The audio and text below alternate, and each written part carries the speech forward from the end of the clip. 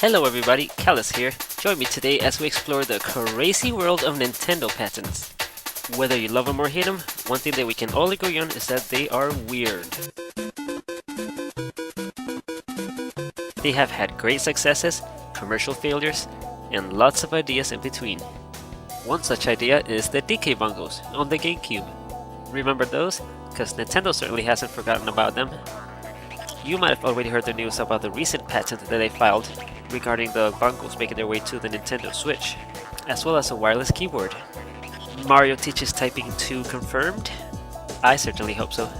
A previous Switch patent also reveals that at some point, they had also explored the option of the Switch coming with a built-in microphone, speaker, geomagnetic compass, a camera, GPS receiver, and get this, the ability to project images onto a flat surface or hand.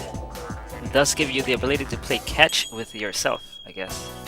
I mean, isn't that what these images are trying to convey?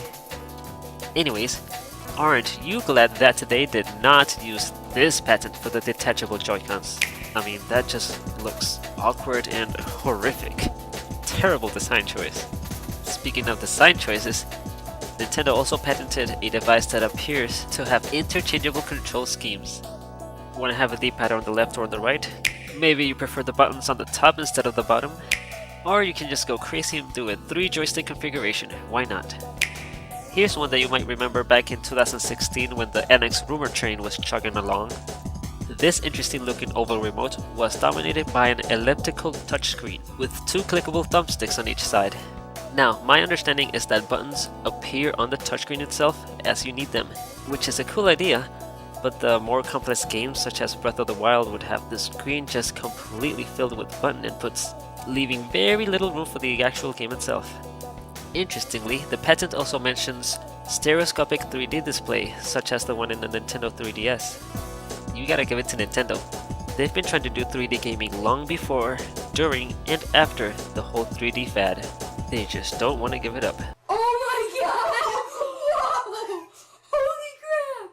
Speaking of 3D, back in 2014, Nintendo filed a patent for a device that enables 3D viewing on conventional 2D displays through the use of viewpoint tracking. Apparently, this device mounted on top of the TV detects the movement of the player, thus creating a parallax effect, giving the illusion of 3-dimensional space. But that's not all. The patent also mentions that there may be some ways to produce aromas for a very strong experience, as well as virtual wind and blowing cool air on the user's face to simulate different temperatures. Now this is the future of gaming. Nintendo wants you to play their games 24 hours a day, including in your sleep, which is why they developed this alarm clock device. Hey, look at that, just like the Switch.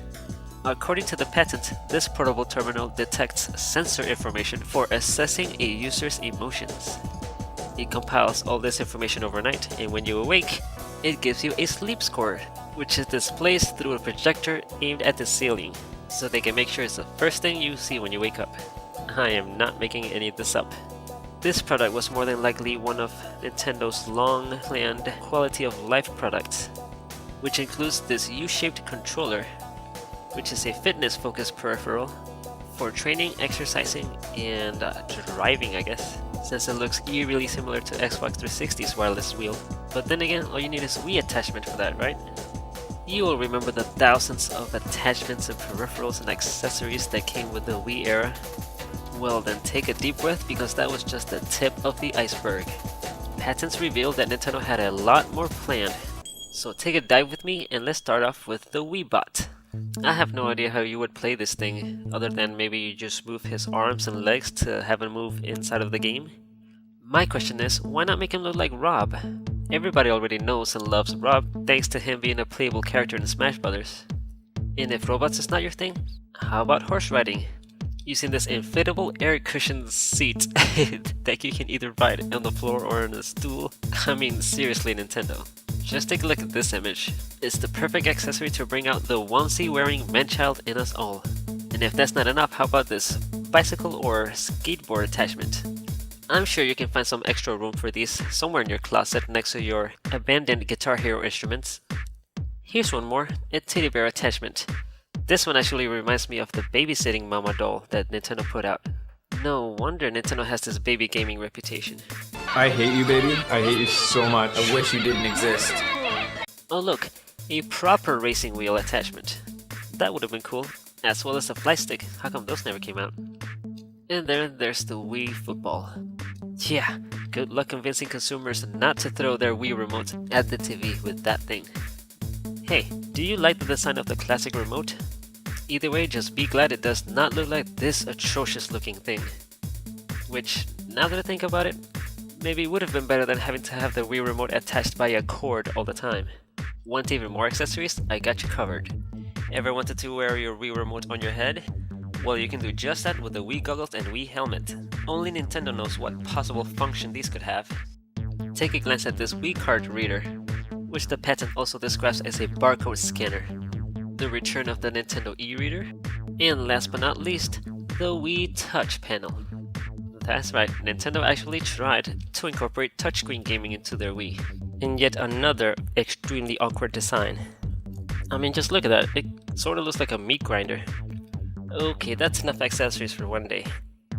But staying on topic of the Wii, I'd like to show you guys this patent I found, which looks to add Wii controller functionality to the GameCube. This was before the Wii was even released, so this might have been a test bed for motion-controlled gaming. One last thing before I move on, do you guys remember the plethora of problems regarding the internet connection? Nintendo never seemed to have internet figured out, and this patent I found could explain why. As you can see from the image, they have all their Wii systems connected to an air conditioning unit. Okay, Nintendo, I understand that you want to be cool and all that, but you need to learn to use proper servers. Anyways, moving on, here's a patent filed in 2014 that has a very peculiar device.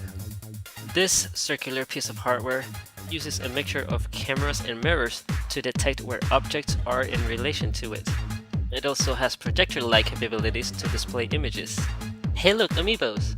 So the description for this device uses complex language as well as kind of being vague, and you might need a PhD in physics to understand these images. Seriously, if anyone can understand how this is supposed to work, I would love to hear an explanation. Okay, now, going back further in time, did you know that ideas for a Super Mario Maker type of game has been around at Nintendo since 1994? That's right, enter Mario Factory. But it's not just a video game, it's actually a separate standalone hardware system. Much like Mario Maker, you could pause the game, make edits to the level on the fly, and then continue. The Super Nintendo obviously didn't have enough horsepower to make this happen, which is why they had to build this whole separate hardware. And who knows what else it could have done. Looks like they planned a keyboard and mouse attachment, a microphone, a printer, and who knows what else all these other devices are. Hey, do you remember the Nokia N-Gage? That beautiful disaster of a portable phone and gaming device? Looks like Nintendo had the same idea. Complete with D-pad and A-B buttons. And look, the launch lineup was also revealed, including Super Mario DX, Metroid 2, Golf, and a Yoshi game. I wonder if they ever built any prototypes for these devices. I would love to see them. Well, that's all the patents I have for you for today. I'm going to show you one last one, which I'm not even sure if it is Nintendo, but the D-pad and button layout leads me to believe that it is.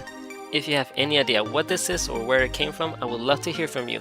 Also, if you know of any other patents that I might have missed, or if any of my information was wrong, please leave a comment and tell me all about it. And while you're at it, don't forget to like and subscribe. Any little bit you do would be greatly appreciated. Thank you for watching.